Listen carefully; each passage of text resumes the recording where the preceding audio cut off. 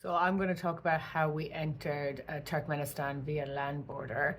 So we came from Khiva in Uzbekistan, which is probably the main way that people cross via land border. So to get into Turkmenistan, you first need a letter of invitation, and you'll need to do this through a tour agency in advance. So I was traveling to the strands of Penguin Travel, so they organised this for me, and most tour groups, if you're traveling a few countries, will. If not, you'll need to get in contact with a tour agency in Turkmenistan. We arrived at the border at 9 a.m., which is when it opens. This is one at Dashagoos, or near Dashagoos. It's land border anyway. It's about an hour from Khiva. And we got there, and actually the Uzbekistan side took ages just to stamp us out. I don't think they were really starting work properly at 9 o'clock. So it took us about an hour to stamp out of Uzbekistan. We were left in gates outside, and then they let small groups in at a time. Bags went through, stamped out of Uzbekistan, and then we headed to the Turkmenistan side. Quite a large no man's land between Uzbekistan and Turkmenistan at that border crossing. You used to be able to walk it, but you cannot walk it anymore. There is now a compulsory bus. Apparently someone died quite recently. I don't know how true this is, but that's what I heard. And they made the bus compulsory. The bus is $1, so try and have $1 with you. I think you wouldn't have any Turkmenistan currency at this stage anyway. I think some people, their guides paid for them when they arrived at the Turkmenistan border if they didn't have money, but just try and have that $1 with you. So when we arrived at the Turkmenistan border, our guide was there to meet us, and that is compulsory, and that will happen. Whoever you booked your tour, whoever you got your letter of invitation through will be there at the border to meet you. Okay, so then you go get your COVID test, which I think is like $30 or something, but you pay for everything together. Get your COVID test.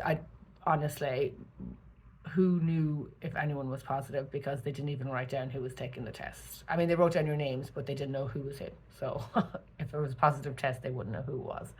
As we were a large group, our tour guide took the letter of invitation, he took our passports, and he went to the visa window. There is only one visa window here, so there is a bit of waiting time.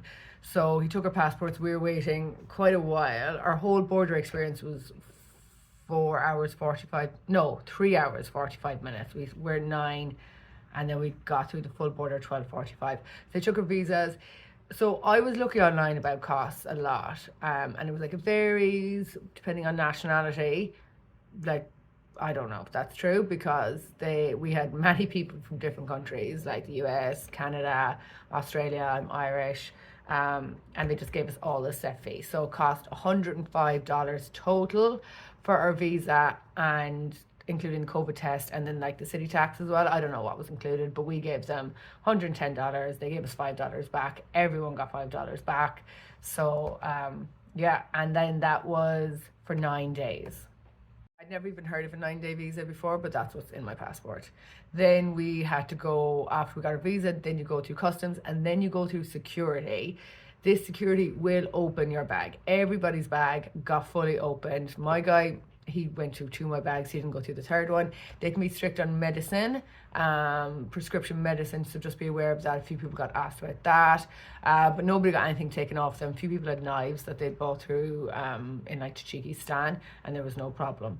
Then when we got out, there was a lot of people at the border selling money.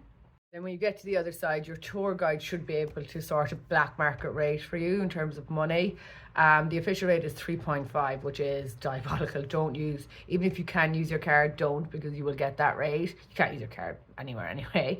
And yeah, we were getting 15 per dollar from our guide. So I don't know how good that was, but that's at least what you should be getting. So don't settle for anything less. So yeah, that's how we crossed the border. It was fairly straightforward, to be honest. Obviously, there was a lot of paperwork and bits and waiting around, but that's kind of to be expected. I think ours took a little bit longer. I think the Uzbekistan side really delayed us. Also, the bus, it doesn't fit that many people. It's like a small rickety bus. So we didn't even all get in the first go. So we had to take 2 trips.